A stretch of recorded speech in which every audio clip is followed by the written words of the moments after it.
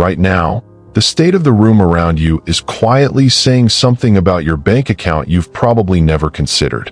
And it has nothing to do with the number sitting in it. You've heard that rich people think differently. Almost nobody mentions what comes before that thought ever takes hold. Something smaller, almost too ordinary to matter, that every disciplined mind builds first, without exception, long before the money ever arrives. I'm not talking about a 5-step morning routine or rearranging your closet for an audience. I'm talking about a principle Napoleon Hill placed at the very foundation of how a mind becomes capable of holding real wealth at all. And before this video ends, I'll show you exactly why the disorder sitting around you right now might be the very thing standing between you and the life you keep working toward. If you've made it this far, it's because you're determined to have a life of success. So I invite you to subscribe to the channel, because every video will help you develop the mindset that attracts wealth, prosperity, and new opportunities every day. Let me show you what I mean, because this is easier to recognize in someone else's life first, before you're willing to look for it in your own. A few years ago, I spent time with a man named Gregory, an insurance claims adjuster in his mid-30s, sharp enough that colleagues half-joked he should be running the department instead of working under it. He wanted more, the promotion he deserved, the side consulting business he kept meaning to start, the investment account he kept meaning to open. Every conversation carried real ambition in it. And yet, 5 years running, none of it had moved an inch. I noticed something the first time I sat in his office. His desk looked like a small disaster that had been quietly building for months. Unfiled claims leaning against each other, sticky notes layered 3 deep over older sticky notes nobody had read, an inbox with over 4,000 unread messages he called, without irony, the swamp. Everyone who knew him laughed about it, the way you laugh about a friend's harmless quirk. Just Gregory being Gregory. Except it wasn't harmless. And it wasn't really about the desk at all. He missed a bonus 1 year because a form sat buried under newer forms until the deadline had already passed. He lost a potential client because the man's number lived on a torn corner of paper that vanished somewhere between his car and his kitchen counter. He'd meant to open that investment account for 4 years. He could tell you exactly which fund, exactly the number he wanted to hit by retirement. What he could never tell you was where he'd left the folder with the paperwork half filled out. Here's the part that took me longest to see, because it hides so well behind something that looks like simple messiness. Gregory didn't have a filing problem. He had a mind that had never been asked to organize itself around anything in particular, and the desk was only the visible surface of something deeper, a life where nothing had ever been sorted by importance. So everything competed for attention at once, with equal and exhausting urgency. Napoleon Hill was precise about this, more precise than most people give him credit for. He didn't teach that wanting something badly enough was the mechanism that built fortunes. He taught that a definite chief aim, however sincerely felt, remains nothing more than a wish until it's backed by an organized plan, specific steps, arranged in order, carried out with the same discipline a builder brings to a set of blueprints rather than a sketch on a napkin. Desire without organization produces daydreamers. Desire with organization produces results. And the difference isn't intensity of feeling. It's structure. What struck me about Gregory wasn't that he lacked desire. He had plenty. What he lacked was the architecture underneath it, the unglamorous work of deciding what mattered most, putting it somewhere he could find again, and building a routine sturdy enough to survive a bad week without collapsing back into the swamp. His ambition kept generating ideas. His environment kept losing them. There's something worth knowing here from outside Hill's own writing. Researchers studying visual environments have found that clutter within your field of view doesn't just look messy. It actively competes for your brain's limited processing capacity, leaving noticeably less of it available for the thing that actually matters. A cluttered desk isn't a neutral backdrop to your ambition. It's a quiet, constant tax on the exact resource your ambition depends on to function. I asked Gregory once how he decided what to work on first each morning. He thought about it longer than I expected, then admitted the honest answer was whatever sat on top of the pile, or whichever notification made the most noise. Not the most important task, the loudest one. 5 years of mornings decided that way, with the work that actually mattered permanently buried further down, waiting for a day that never arrived. I want you to hold that image for a moment, because I think it describes more people than would ever admit it. A mind full of real ambition, sitting on top of a life with no order underneath it, and every single day, the loudest thing winning, instead of the thing that mattered most. What I didn't understand yet, watching that swamp of an inbox, was how far this disorder actually reached. It wasn't only costing Gregory a bonus, or a client, or an unfinished folder. It was quietly shaping something much closer to the center of who he was becoming. And that part of the story doesn't show up on a desk at all. The part that doesn't show up on a desk showed up, instead, at his kitchen table, on a Tuesday night, in a conversation his wife brought up more out of exhaustion than anger. She told him, gently, that she'd stopped asking him to handle things. Not because he wasn't capable, she was careful about that distinction, but because asking had become its own kind of labor. She'd remind him about a bill, and 3 weeks later find it still sitting, unopened, under a stack of something else he'd meant to get to. She'd ask about the investment account, the one he talked about at every family dinner, and watch him change the subject with the same practiced ease he used on everyone else. At some point, without deciding to, she'd started doing the mental work of tracking his responsibilities alongside her own, because it was simply less exhausting than watching them slip. Gregory told me that conversation was the first time the mess had cost him something he couldn't fix by staying up late filing a few forms. It wasn't a form this time. It was his wife, quietly recalculating how much of him she could actually rely on. Here's what I want you to notice, because it's easy to hear that story and file it under "he needs to be tidier," which misses almost everything that matters. Gregory wasn't lazy. He worked long hours and genuinely loved his wife. What was happening had very little to do with effort and everything to do with where his effort was going. Spent constantly on holding 100 small, unfinished things in his head at once, none of them ever getting closed out, quietly draining a reserve of attention that never had the chance to refill. Psychologists have a name for part of what was happening to him, and it explains something that feels, from the inside, almost impossible to explain. It's called the Zeigarnik effect, the finding that an unfinished task occupies far more space in the mind than a completed one, sitting there, unresolved, quietly consuming attention even when you're not thinking about it directly. Gregory didn't have 1 or 2 unfinished tasks. He had dozens, permanently open, each one a small tab left running in the background of a mind that never got the relief of closing anything fully. No wonder he felt tired at the end of days where he hadn't done anything especially demanding. Napoleon Hill wrote about a condition he considered one of the most corrosive forces working against an otherwise capable person: indecision, the habit of leaving things unsettled rather than closing them out, which he described as a close relative of procrastination and, at its root, a form of fear wearing a more comfortable disguise. He didn't mean the occasional delay everyone experiences. He meant a pattern, repeated so often it becomes identity, where nothing ever gets fully decided, so nothing ever gets to stop costing you energy. Gregory wasn't afraid of his investment account in any dramatic sense. He was afraid, quietly, of committing to it and discovering he'd chosen wrong.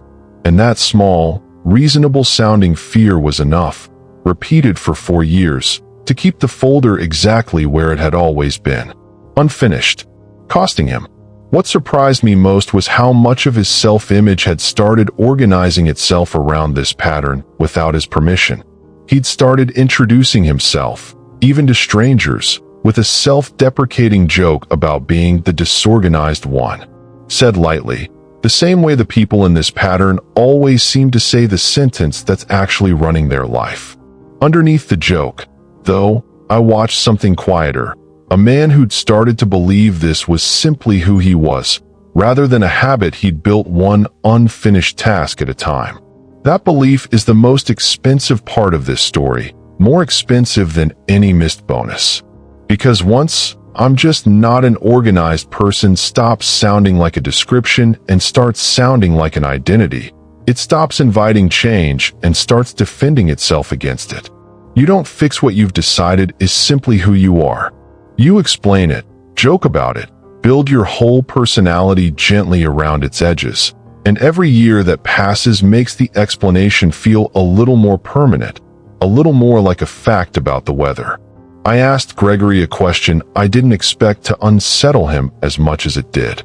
If nothing about his circumstances changed, same job, same income, same 24 hours, but every unfinished thing in his life got closed out starting tomorrow, what would actually be different by the end of the year? He went quiet for a long time, and what he finally said had almost nothing to do with money at all, which is exactly the part of this I want you to sit with next. What Gregory finally said was this: he didn't think he'd feel richer. He thought he'd feel like someone other people could actually count on, including himself. That answer sat with me longer than I expected it to, because it wasn't the answer I thought I'd get. I'd asked a question about money, framed entirely around outcomes and results, and he'd answered it with something closer to identity. Not, "I'd have more in the bank." Something quieter and, in its own way, more foundational. "I'd finally trust that I follow through." He said it almost like a confession, the kind of sentence that surprises the person saying it as much as the person hearing it. Here's why that answer matters more than it might sound like it should. Trust isn't just something other people extend to you when you keep your word. It's something you extend to yourself, silently, every single day, based on evidence only you are in a position to gather. Every unfinished folder, every missed deadline, every promise quietly slid to next week for the fourth time in a row becomes a small piece of testimony your own mind collects about what kind of person you actually are, underneath what you say you intend to become. And a mind that has gathered years of evidence that you don't follow through has no honest reason to hand you anything larger to be responsible for.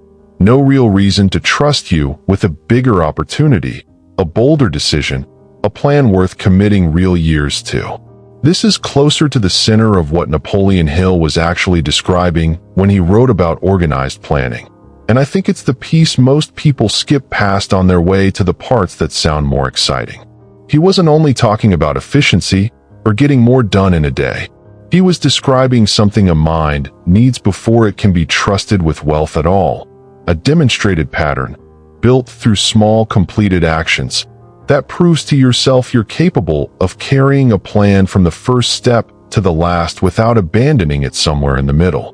An organized life isn't the reward you get after becoming successful. It's closer to the rehearsal a mind runs before it's ready to hold something that large without dropping it. Think about what actually happens inside you the moment you finish something you said you'd finish, even something small. Paying a bill the day it arrives instead of letting it wait. Answering the message you've been avoiding. Closing the folder instead of leaving it half done on the desk. There's a specific, quiet satisfaction in that moment that has nothing to do with the size of the task, and everything to do with what it proves. You said you would. You did. Your own mind noticed, whether you consciously registered it or not, and filed away one more piece of evidence that you are, in fact, someone whose word holds weight, starting with the word you gave to no one but yourself. Gregory's swamp of an inbox wasn't only costing him bonuses and clients. It was quietly teaching his own mind, message by unread message, that he was someone who starts things and doesn't finish them. And a mind convinced of that isn't going to behave any differently around a bigger opportunity than it does around a form sitting on a desk. Why would it? It's the same mind, running the same pattern, at every scale, whether the stakes are a missed deadline or the investment account he'd been meaning to open for 4 years. I think this is the piece almost nobody tells you when they talk about the mindset behind wealth. It isn't only about believing bigger.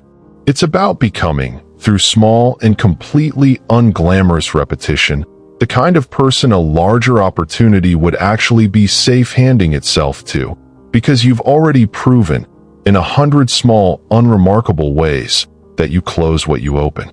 If something in Gregory's story just landed somewhere close to home, a folder you've been meaning to open, a decision you've been meaning to close, a version of yourself you keep promising and not quite delivering, I want you to do something small right now, before the next part of this video, because I think it matters more than it sounds like it should.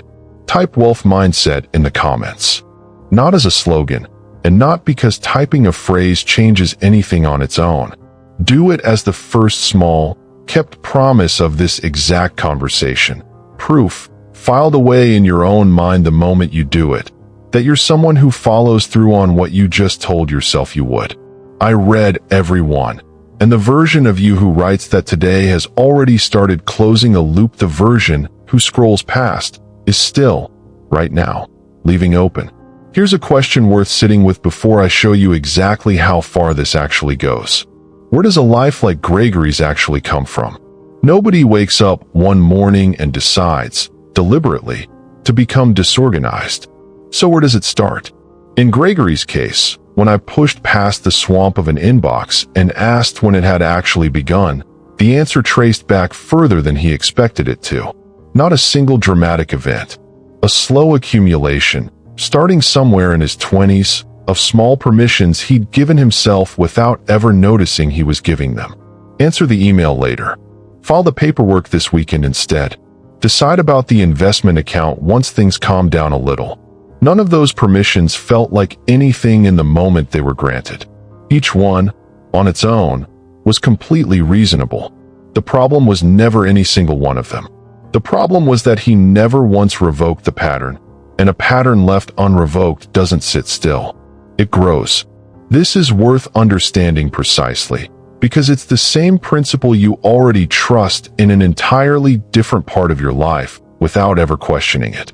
You already know what compound interest does to a small sum of money left alone for 20 years. How an almost unremarkable starting number can quietly become something enormous, not because anything dramatic happened to it, but because it was left running, uninterrupted, for long enough. Disorganization compounds on the exact same principle in the opposite direction. One postponed decision costs you almost nothing. 1,000 of them, compounding across years, cost you the version of yourself capable of following through on anything at all. And by the time you notice the balance, it's rarely a single event that reveals it. It's a wife at a kitchen table, quietly recalculating how much of you she can rely on. Here's what makes this genuinely difficult to interrupt on your own, and I think it's the real reason so few people ever manage it. Order, like its opposite, also compounds, but it compounds slowly, almost invisibly, in the early stages, in a way that offers very little reward to notice. Closing one folder doesn't feel like anything. Answering one overdue message doesn't feel like anything. The mind, looking for evidence that effort is paying off, finds almost none in the first few weeks, and that silence is exactly where most people quietly give up and drift back toward whatever pattern felt more familiar.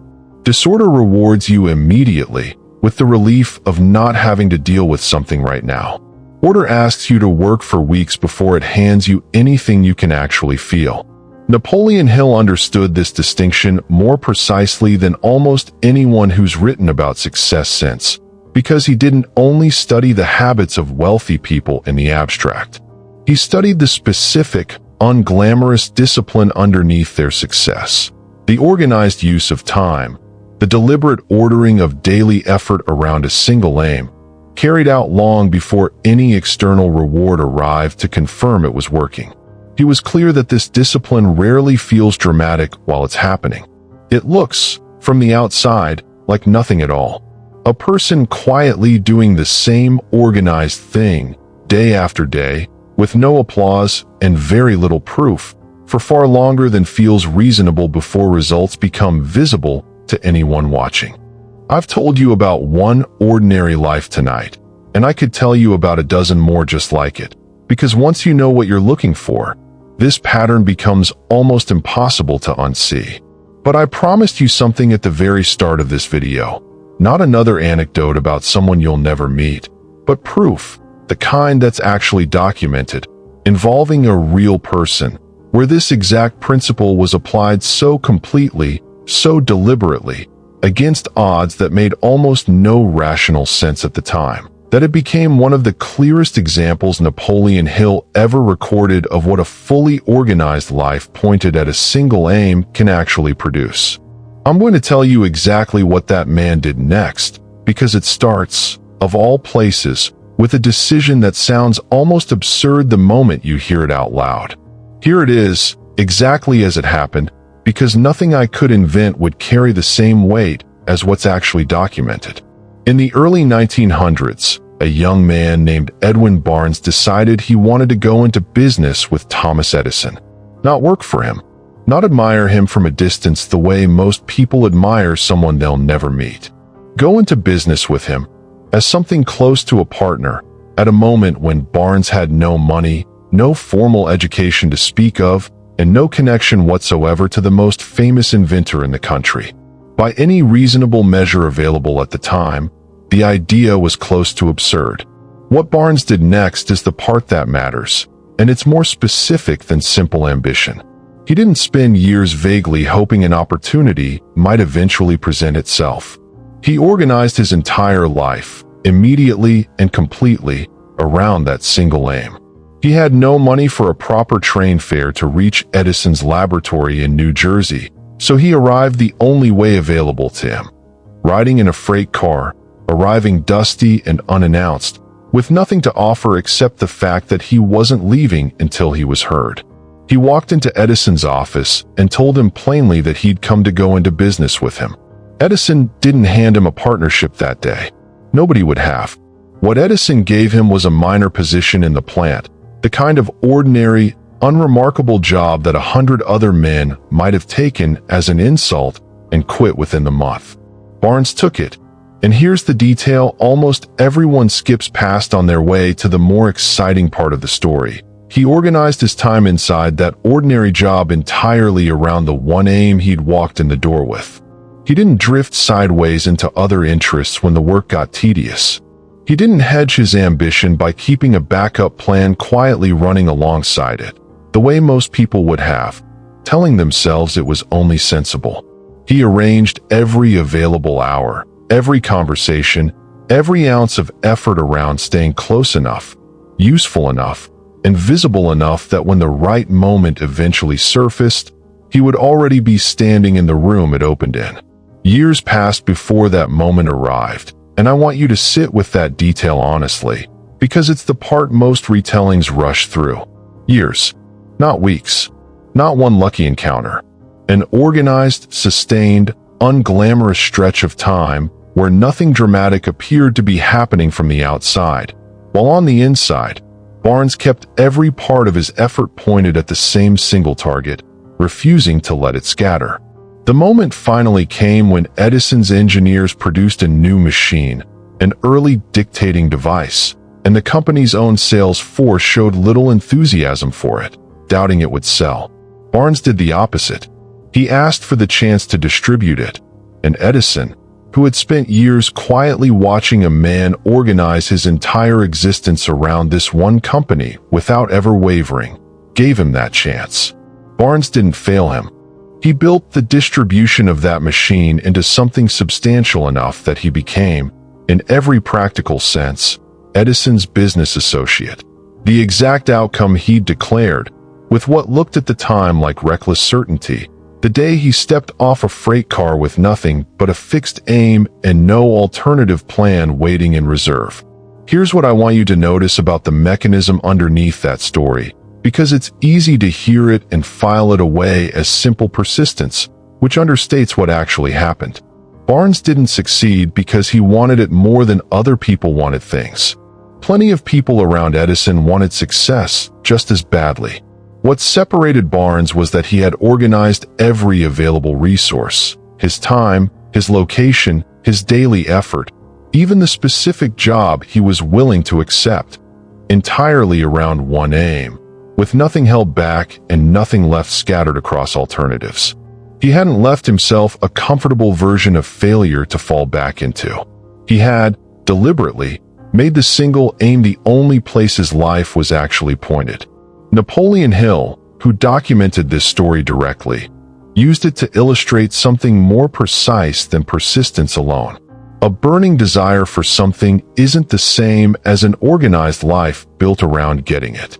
Most people who want success arrange their days around a dozen competing priorities, hoping the important one somehow rises to the top on its own. Barnes arranged his days around exactly one, and let everything else fall into whatever order that single priority required. That, more than talent, more than luck, more than the freight car itself, is what put him in the room when the door finally opened. I want to bring this back to you now, because it would be easy to hear Barnes's story and quietly file it away as something that happened to someone else, in a different century, with circumstances nothing like your own. That would be the most comfortable way to watch this video. It would also be the most expensive. So let me ask you something directly. Not how badly you want more. Almost everyone wants more, and wanting has never been the part that's scarce. Ask yourself instead how many things you're currently wanting all at once. The side business and the promotion and the better body and the cleaner house and the healthier relationship and the trip you keep promising yourself. All of it held in your mind simultaneously. Each one competing for the same limited hours. None of them ever fully organized into an order that actually decides which comes first. Picture an orchestra full of genuinely talented musicians, every one of them capable, every one of them rehearsed, placed in a room together with no conductor and no shared sheet music. What comes out of that room isn't beautiful. It's loud. It's technically full of skill, and it's still noise, because skill without organization doesn't produce music. It produces 40 different, individually correct performances happening at exactly the same time, drowning each other out. That's closer to most people's ambition than they'd like to admit. Not a shortage of talent. A shortage of a conductor standing at the front of their own life, deciding what plays first, what waits, and what doesn't get performed at all this season. Napoleon Hill placed something at the very beginning of his work that most people read past too quickly on their way to the parts about money.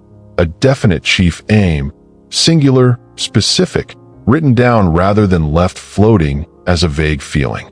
He wasn't describing a nice-to-have. He was describing the conductor. Without it, everything else he taught, the organized planning, the persistence, the disciplined use of time, has nothing to organize itself around. You can't arrange your days in order of importance if you've never actually decided what's most important. Every priority looks equally urgent to a mind that has never ranked them, and a mind facing 10 equally urgent things does the only thing it can do under those conditions. It reacts to whichever one is loudest in the moment, exactly the way Gregory's mornings were decided by whichever notification made the most noise. Here's the psychological surprise most people miss entirely, because it runs against what feels intuitively true. You'd think having more goals gives you more chances of hitting one of them. It's closer to the opposite. Researchers who study attention and self-regulation have found that pursuing multiple significant goals at once, without a clear hierarchy between them, actually reduces the likelihood of completing any single one, because each unranked goal quietly competes with the others for the same finite reserve of focus and willpower, and competition between them produces exactly what you'd expect competition to produce. Delay. Half measures.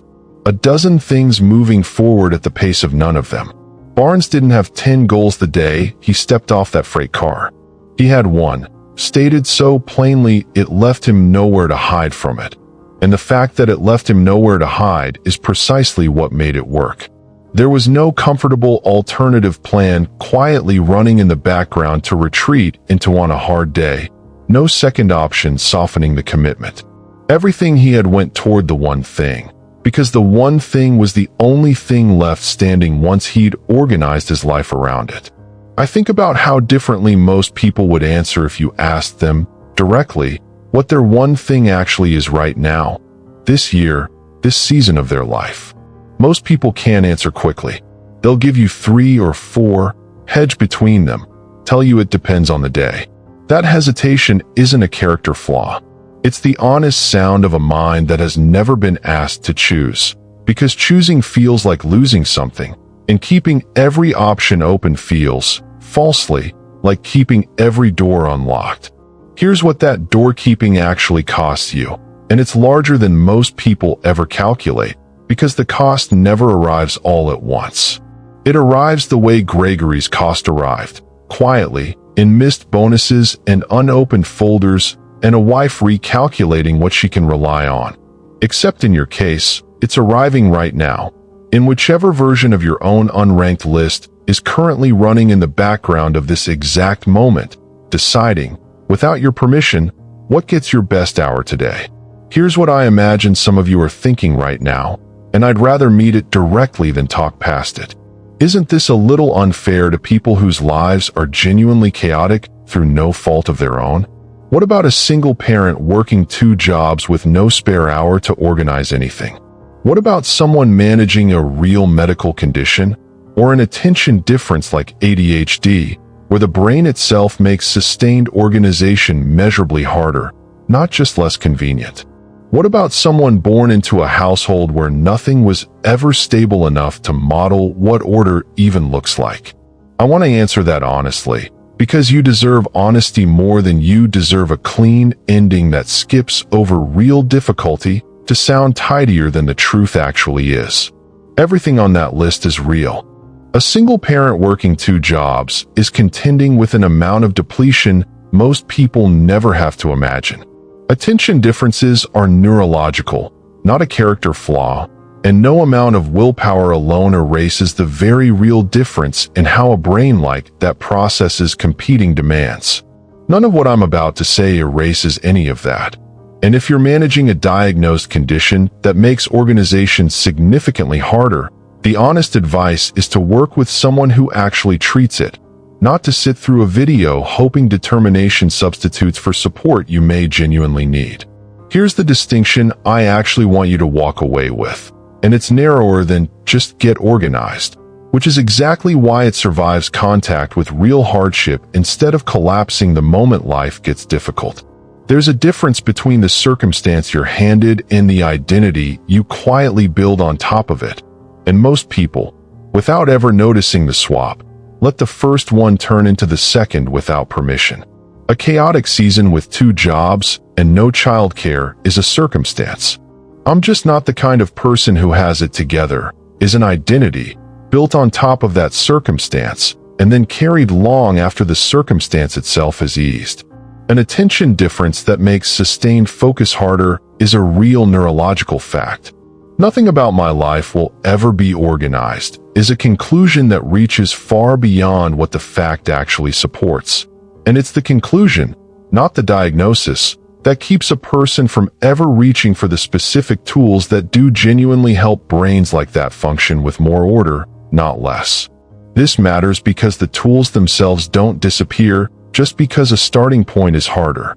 Someone managing real attention difficulties often does better, not worse, with external structure, a visible checklist instead of a mental one, a single physical inbox instead of 4 scattered ones, a calendar that does the remembering so an already taxed working memory doesn't have to. That's not a lesser version of organization. In many cases, it's a more disciplined one, built by someone who understood early that willpower alone was never going to be reliable enough. So they built scaffolding around themselves instead of waiting for motivation that might not show up on schedule. I think about a version of Gregory who'd been handed a genuinely harder starting point than the one he actually had. More kids, less money, a body that didn't cooperate the way his did.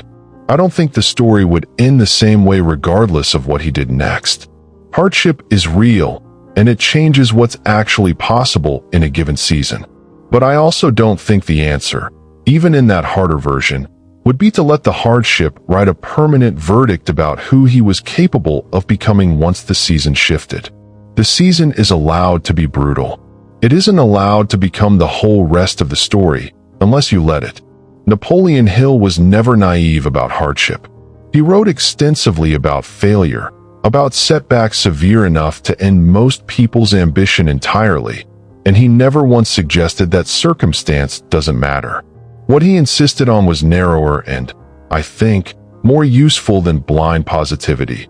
That circumstance explains where you started, not where you're required to stay, and that the organizing work, however small it has to start, remains available in some form to a mind willing to keep applying it, even inside conditions nobody would have chosen.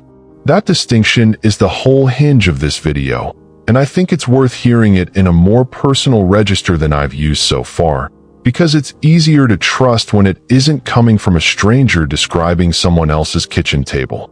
I've been talking to you as if I discovered all of this from the outside, watching Gregory's swamp of an inbox from a safe, clinical distance. That's not entirely honest, and I think it's time I told you my own version of it, because it would be strange to ask you to look this closely at your own life, while keeping mine hidden from view. For about 4 years before this channel existed in anything close to its current form, I had roughly 6 different ideas about what I wanted to build, running at the same time, none of them organized in any order at all. A few scripts for videos I never finished. A half-built plan for a small consulting service I told people about at dinner with real enthusiasm and then never structured past the first conversation. A notebook full of business ideas, dated across years, most of them abandoned somewhere around page 3. I wasn't lazy in any way a stranger would have noticed. I was busy constantly, moving fast, starting things with what felt like real conviction every single time. What I never had was a single aim that everything else was organized underneath. I told myself, for longer than I'd like to admit, that this was simply how creative people worked. Lots of ideas, lots of energy. The discipline would arrive once I found the right one. It took an uncomfortably long time to notice that I'd never actually finished ranking any of them, so nothing ever got the sustained, organized effort any one of them would have needed to become real. 6 half-built things aren't 6 chances at success. They're 1 chance, divided into 6 pieces too small for any of them to hold weight on their own. The moment that actually shifted something wasn't dramatic, and I want to be honest about that, because I think a lot of people are quietly waiting for a dramatic moment that may never arrive, using its absence as a reason to keep drifting. It was an ordinary evening, sitting with that same notebook, looking at a page of 6 ideas I'd been circling for years without committing to a single one. I did something almost embarrassingly simple. I crossed out 5 of them. Not because the other 5 were bad. Some of them were genuinely good ideas, and part of me still wonders about 1 or 2. I crossed them out because I finally understood that having 6 good ideas with no order between them was functioning, in practice, exactly like having none at all. What replaced the 6 wasn't confidence. It was something smaller and much less cinematic. A single sentence, written at the top of a blank page, describing exactly what I was actually going to build, with everything else deliberately set aside, not deleted, just no longer allowed to compete for the same hours. I organized my weeks around that one sentence the way Barnes organized his life around one company. Not perfectly. I still had bad weeks, scattered days, moments where an old, more exciting idea tried to pull my attention sideways. But there was a difference now, a real one, between the sentence and every other idea trying to get my attention. The sentence had somewhere to go. The others didn't. I remember the specific discomfort of that first month, because closing 5 doors at once doesn't feel like freedom while you're doing it. It feels like loss, and in a narrow sense, it is a kind of loss. The loss of the comfortable fantasy that you might still become all 6 versions of yourself eventually. What I didn't understand yet was that the fantasy of 6 was the exact thing that had kept all 6 of them exactly where they'd always been. Unfinished. Costing me. The same way Gregory's folder had been costing him. The same way it's costing anyone carrying more open loops than they've ever had the honesty to count. If any part of that notebook full of half-finished ideas sounds like your own drawer somewhere, Your own 6 things circling each other without ever landing. I'm not going to tell you that organizing your life around one aim removes the discomfort of choosing. It doesn't. What I can tell you is exactly what starts to change once you do it anyway, and precisely how to begin tonight, with whatever version of your own scattered list just surfaced while you were listening to mine. Start with the first thing, because it costs you nothing except a few honest minutes, and it's the conductor everything else in this list depends on. Write down one sentence, specific and singular, describing the single aim you're actually organizing your life around for this season. Not 5 aims loosely ranked. 1. If you're staring at a list the way I once stared at my notebook, cross out everything except the one you'd protect if you could only keep a single thing. That discomfort you feel doing it is not a sign you're doing it wrong. It's the exact sensation of a conductor finally walking to the front of the room. The second thing is smaller and can start today, in the next hour if you let it. Find the one open loop you've been carrying the longest, the folder, the account, the message, the appointment you keep meaning to schedule, and close it completely before you sleep tonight. Not organize it. Not think about organizing it. Close it. One finished loop won't transform your life on its own, but it will hand your own mind a piece of evidence it's been missing for a long time. Proof that you're someone who follows through, filed away the moment the loop actually closes rather than the moment you decide it should. The third thing is scaffolding, and I want to be direct about why it matters, especially if any part of Gregory's story or the earlier conversation about attention and hardship apply to you. Stop trying to hold everything in your head, because a head is the least reliable place to store anything you actually intend to keep. One calendar, not 4. One inbox, not a scattered handful across different accounts and drawers and sticky notes. A single, visible place to see what actually needs your attention, so your mind stops spending its limited energy just trying to remember what it's supposed to be remembering, and can spend that energy instead on doing the work in front of it. The fourth thing asks you to do something most people quietly avoid, because it feels like giving something up. Decide, on purpose, what this season is not for. Barnes didn't only choose Edison. He implicitly refused every other direction his ambition could have gone that year. Every other company, every other city, every comfortable alternative that would have felt reasonable to accept along the way. Write down 1 or 2 things you're deliberately setting down for now, not forever, just for this season, so that when they show up asking for your attention, you already have an answer prepared instead of negotiating with yourself in the moment, tired, the way Gregory negotiated with his own deadlines every single time. The fifth thing is the quietest and, in its own way, the most important, because it's the one that compounds the slowest and the most reliably. Keep one small promise to yourself today that nobody else will ever check on. Answer the message you've been avoiding. Put the receipt where it actually belongs instead of the counter. Nothing dramatic. The size of the promise matters far less than the fact that you kept it, because your own mind is quietly reading that evidence, deciding, based on exactly this kind of proof, what kind of person it's dealing with, and what it's therefore willing to trust you with next. None of these 5 things will feel like much while you're doing them, and I want to be honest with you about that one more time, because I think the drama is exactly what most people are secretly waiting for before they'll start. Some clear, unmistakable sign that this is the moment everything changes. That sign rarely arrives before the change.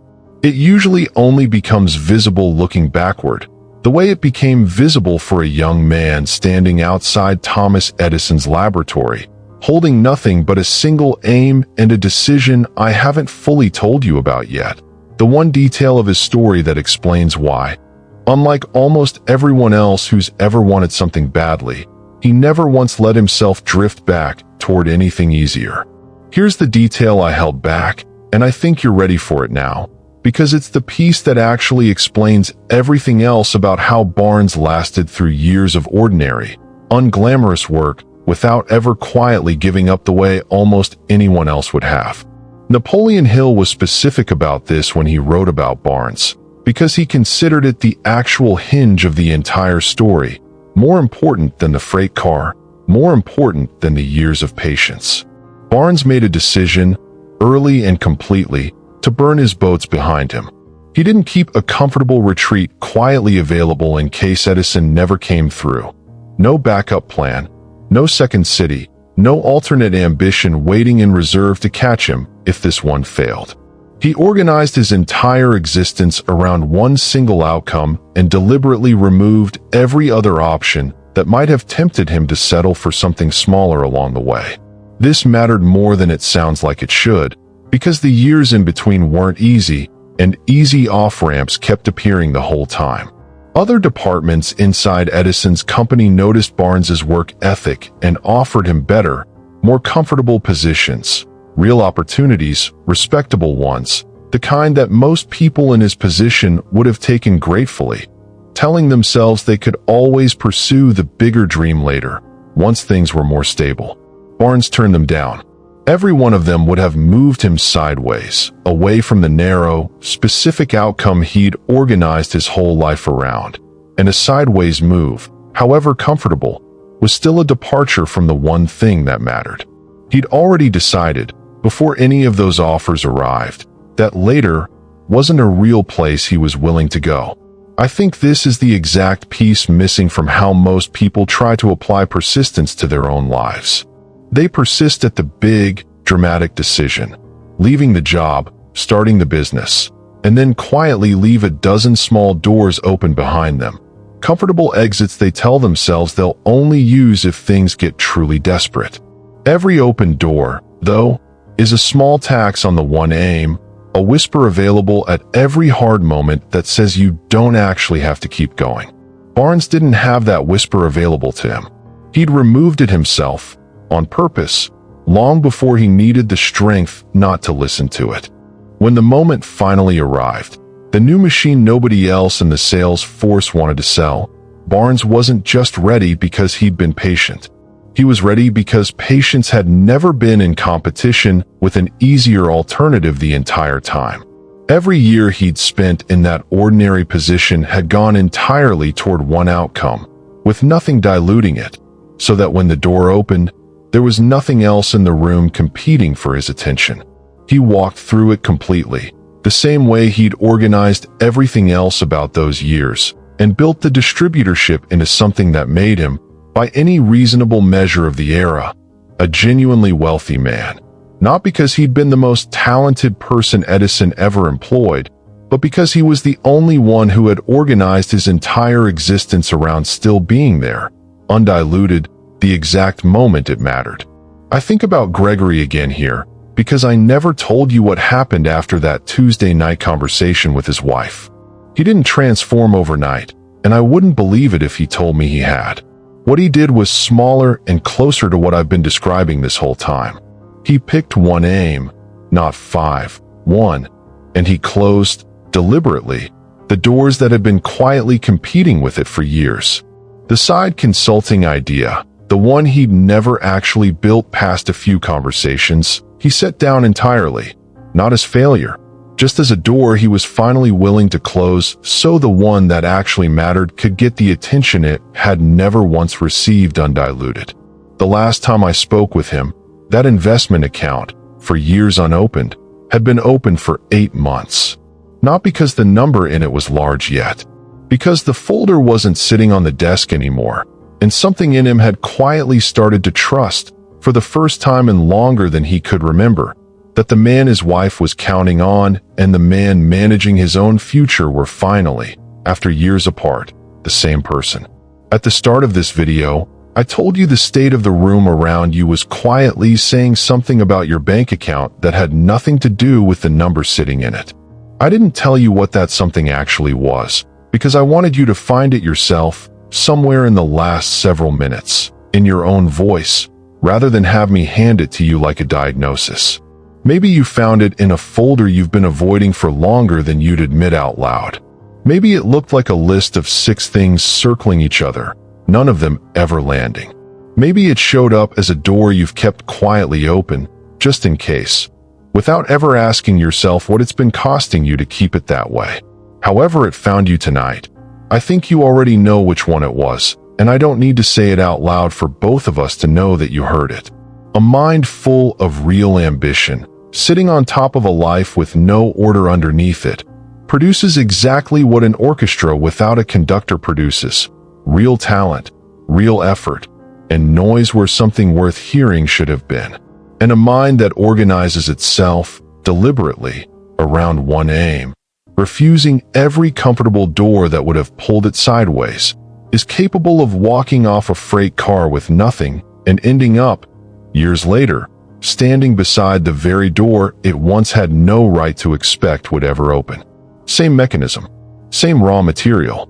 The only variable that ever changed was whether someone was standing at the front of the room, actually conducting, or letting every capable instrument play whatever it wanted, whenever it wanted, at exactly the same time. I'm not going to tell you organizing your life removes the discomfort of choosing.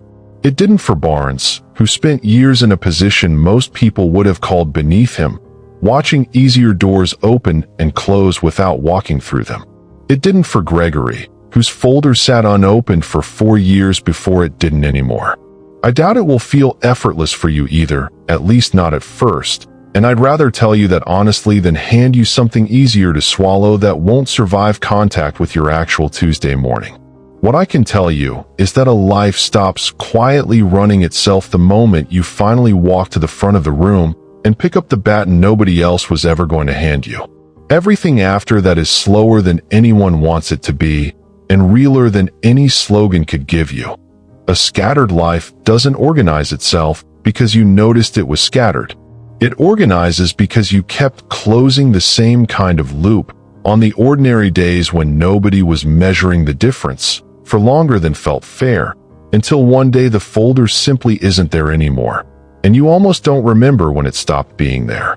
Somewhere in your life right now, there's a version of that freight car, an ordinary, unglamorous starting point.